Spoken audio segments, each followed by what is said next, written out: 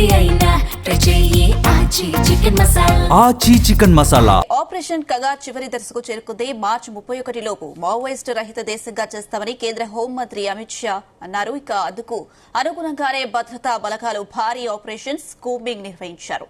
ఇప్పటి వరకు పలువురు మావోయిస్టు అగ్రనేతలు లొంగిపోయారు. తాజాగా దేవ్జీ కూడా లొంగిపోతున్నారు. ఆయన బాటలోనే మరికొంతమంది మావోయిస్టులు ఉన్నట్లు తెలుస్తుంది. పోలీసులు రాడర్లోకి మరో 40 నుంచి 50 మంది మావోయిస్టులు ఉన్నట్లు సమాచారం. ఇక 10 రోజుల క్రితమే మధ్యవర్తుల ద్వారా తెలంగాణ నిఘా విభాగంతో సంప్రదింపులు జరిపినట్లు తెలుస్తోంది. 1-2 రోజుల్లో అధికారికంగా ప్రకటించే ఛాన్స్ ఉంది. ఇక మావోయిస్టు రహిత భారతే లక్ష్యంగా ఆపరేషన్ కగార్ కొనసాగుతుంది.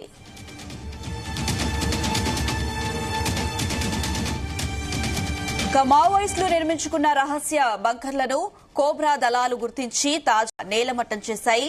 జెల్లా, తడపాల, డోలి అటవీ ప్రాంతాలను జోరుగా కూంబింగ్ ఆపరేషన్ కొనసాగుతుంది. ఈ క్రమంలో బలగాలను టార్గెట్ చేస్తూ మావోయిస్టులు అమర్చిన పలు మందు పాత్రలను బాంబ్ డిస్పోజల్ స్క్వాడ్ చాకచక్యంగా నిర్వీర్యం చేస్తున్నారు. ఇక కర్రెగుట్టల ప్రాంతంలో భారీగా పేలుళ్లు శబ్దాలు వినిపిస్తుండటంతో స్థానిక గిరిజన గ్రామాలు భయాందోళనకు గురవుతున్నాయి.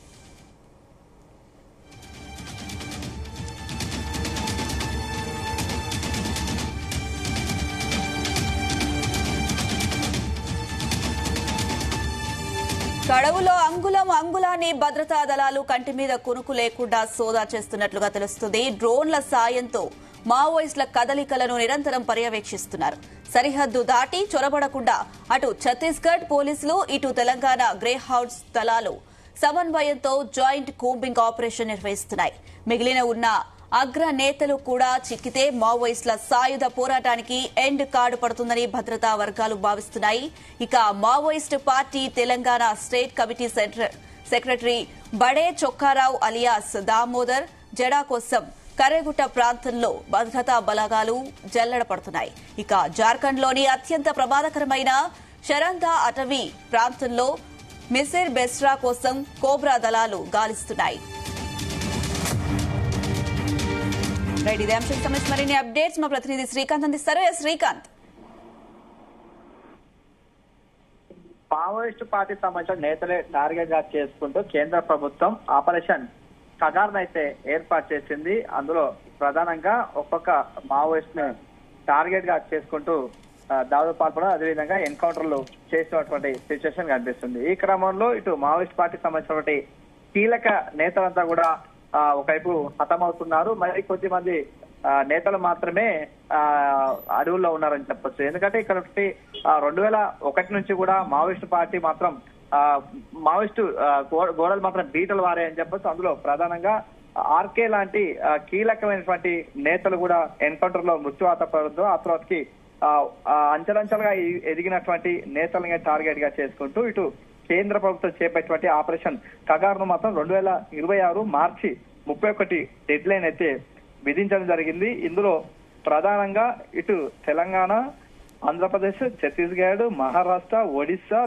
ఇక్కడ ఈ ప్రాంతాలే ఉన్నటువంటి మావోయిస్టుల ఏరువైతే లక్ష్యంగా అయితే కూడా కగార్ అయితే ఏర్పాటు చేసింది. అందులో ప్రధానంగా ఒక్కొక్క మావోయిస్ట్ ను ఎన్కౌంటర్ చేయడం, అదేవిధంగా అందులో కీలకమైన ఉన్నటువంటి సెంట్రల్ కమిటీకి సంబంధించిన నేతలుగా టార్గెట్ గా చేసుకోవడం ఆపరేషన్ కగార్ అయితే నిర్వహించాలని చెప్పచ్చు. అందులో ప్రధానంగా ఒక్కొక్కరు కూడా మృత్యువాత పడుతున్నటువంటి నేపథ్యంలో కూడా మావోయిస్టుకి సంబంధించిన నేతలనే మిగతా సంబంధించిన నేతలు మాత్రం లొంగుబాటు అయితే పెట్టాలని చెప్పచ్చు. అందులో ప్రధానంగా ఇటు ఆసన్న, మల్లోజుల కేశవరావు, అదేవిధంగా ఇటీవల లొంగిపోయినటువంటి దేవ్జీ, అదేవిధంగా రాజిరెడ్డి ఇట్లాంటి కీలకమైన నేతలు కూడా లొంగిపోయిన నేపథ్యంలో కూడా మావోయిస్టు పార్టీ మాత్రం తీవ్ర దెబ్బైతే వాటిందని చెప్పొచ్చు. ఈ క్రమంలో మరోవైపు ఆపరేషన్ ఖగార్ లో ప్రధానంగా ఇటు కేంద్ర బలగాలతో పాటు యాంటీ నక్సల్స్, అదేవిధంగా కోబ్రా బలగాలు, సిఆర్పిఎఫ్ సంబంధించిన బలగాలను ఏర్పాటు చేశారు. అందులో ప్రధానంగా ఎక్కడైతే మావోయిస్టు పార్టీకి సంబంధించిన నేతలు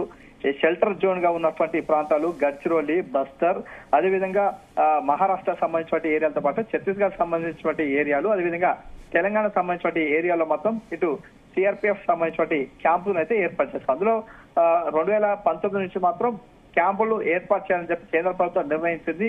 అందులో ఒక్కొక్క రాష్ట్రంలో మాత్రం 10 నుంచి 15 మాత్రమే క్యాంపులను అయితే ఏర్పాటు చేస్తారు. అదేవిధంగా క్యాంపులు ఏర్పాటు చేయడం, క్యాంపులో ఉన్నటువంటి సుమారుగా 200 నుంచి 400 మంది అత్యాధునికమైనటువంటి ఏదో కూడా ఆయుధ ఉన్నటువంటి గన్లతో కూడా పహారా కాయడంతో పాటు మావోయిస్టులే టార్గెట్ గా చేసుకుంటూ వారిపై దాడులకు అయితే పాల్పడడం జరిగింది. ఈ క్రమంలో ఇటు మావోయిస్టు పార్టీకి సంబంధించిన నేతలు కూడా ప్రతిదాడులకు పాల్పడిన నేపథ్యంలో ఇటు పోలీసులకు సంబంధించిన వారు మృత్యువాత పడడం, అదేవిధంగా భారీగా అయితే కూడా మావోయిస్టు పార్టీకి సంబంధించిన నేతలు కూడా మృత్యువాత పడ్డటువంటి పరిస్థితి కనిపిస్తుంది. ఈ క్రమంలో ఇటు క్యాంప్ లో ఉన్నటువంటి అంచెలంచెలుగా క్యాంపులను అయితే ఎక్కువ కూడా ఏర్పాటు చేయడం, అందులో ప్రధానంగా హిడ్మా లాంటి కీలకంగా ఉన్నటువంటి పూవర్తి గ్రామం, అదేవిధంగా ఇటు ఛత్తీస్గఢ్ సంబంధించినటువంటి ఏరియాలో కూడా హిడ్మా లాంటి ఉన్నటువంటి కుగ్రామంగా ఉన్నటువంటి ఆ ప్రాంతాల్లో కూడా సిఆర్పిఎఫ్ సంబంధించినటువంటి క్యాంపులు కూడా ఏర్పాటు చేసినటువంటి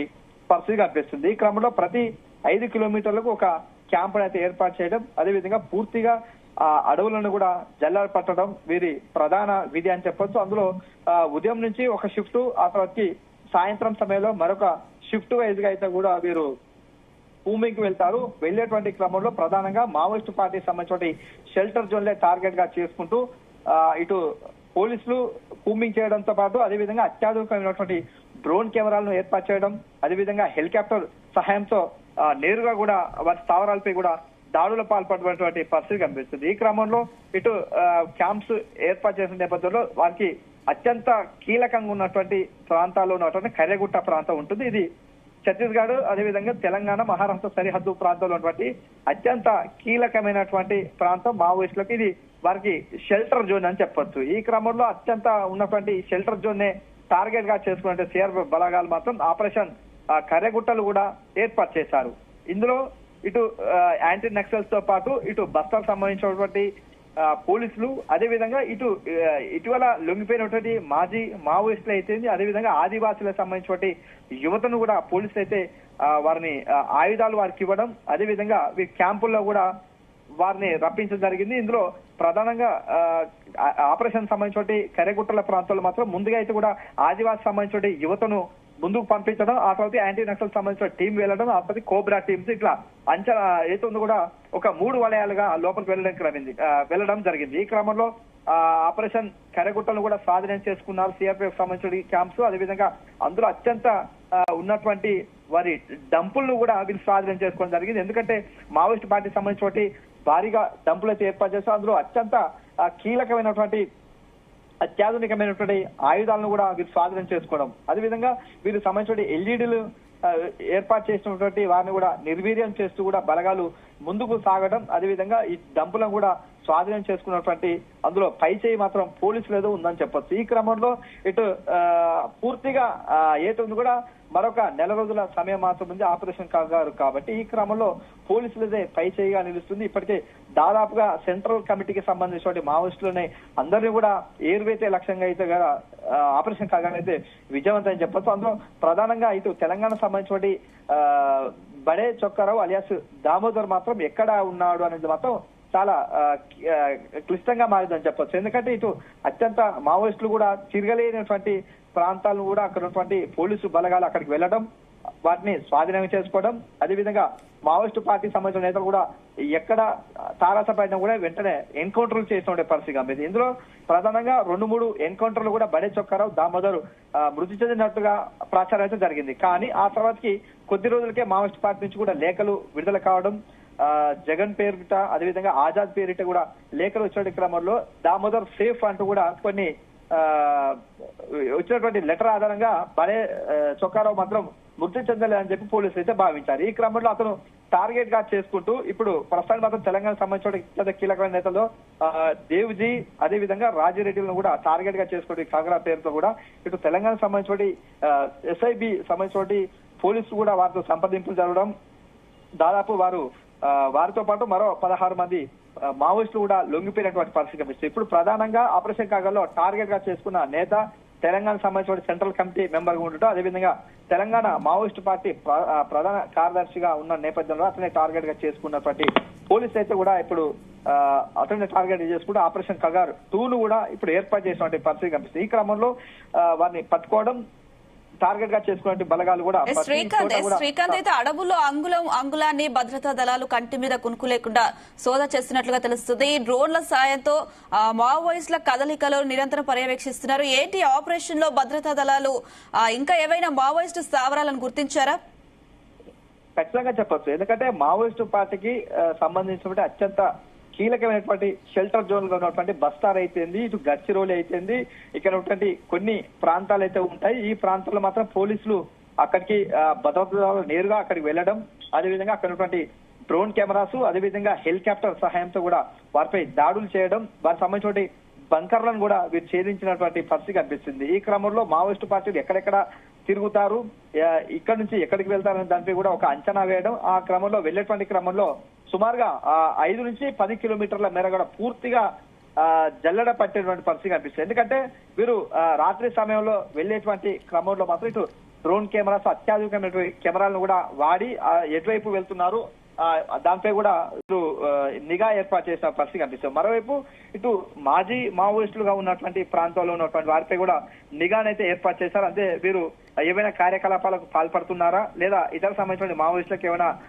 షెల్టర్ జోన్ గా ఇస్తున్నారా, వారితో ఏమైనా సంప్రదింపులు చేస్తామని దానిపై కూడా పూర్తి స్థాయిలో నిఘాను ఏర్పాటు చేసినటువంటి పరిస్థితి అయితే మరోవైపు కనిపిస్తుంది. ఈ క్రమంలో ఇటు పోలీసులకు సంబంధించిన కోబ్రా టీమ్స్ అయితే, యాంటీ నక్సల్స్ టీమ్స్ అయితే ఇవన్నీ కూడా పోలీసు జాగిలాలను కూడా ఇందులో వాడినటువంటి పరిస్థితి కనిపిస్తుంది. ఇంకో మరోవైపు మాత్రం చూసుకుంటే మాత్రం ఒక ఉపగ్రహానికి సంబంధించిన ఛాయాచిత్రాలను కూడా రిలీజ్ సంబంధించి వాటి ఆధారం కూడా ఎక్కడెక్కడ తిరుగుతున్న దానిపై కూడా ఒక అంచనాకు రావడం, వచ్చినటువంటి క్రమంలో ఇక్కడ ఉన్నటువంటి ఈ ప్రాంతాల్లో ఉన్నారని చెప్పి సమాచారం అందిన నేపథ్యంలో అక్కడ పూర్తిగా పోలీస్ క్యాంపుకు సంబంధించిన బలగాలు మాత్రం పూర్తిగా చుట్టుముట్టినట్టు పరిస్థితి కనిపిస్తుంది. ఈ క్రమంలో ప్రతి అణువు కూడా క్షుణ్ణంగా పరిశీలించడం టార్గెట్ చేసుకోవడం, ఒకవేళ ఎదురుపడితే మాత్రం ఎన్కౌంటర్ చేసేందుకైతే కూడా సిద్ధంగా ఉన్నటువంటి పరిస్థితి కనిపిస్తుంది. ఇందులో ప్రధానంగా పోలీసులదే పై చేయిగా నిలుస్తుందని చెప్పొచ్చు. మరోవైపు మావోయిస్టు సంబంధించినటువంటి దామోదర్ మాత్రం ఎక్కడ ఉన్నాడని దానిపై కూడా ఇంకా ఆరాధిస్తున్న పరిస్థితి కనిపిస్తుంది. మరోవైపు ఈ యొక్క మావోయిస్ట్ పార్టీకి సంబంధించిన ఇతర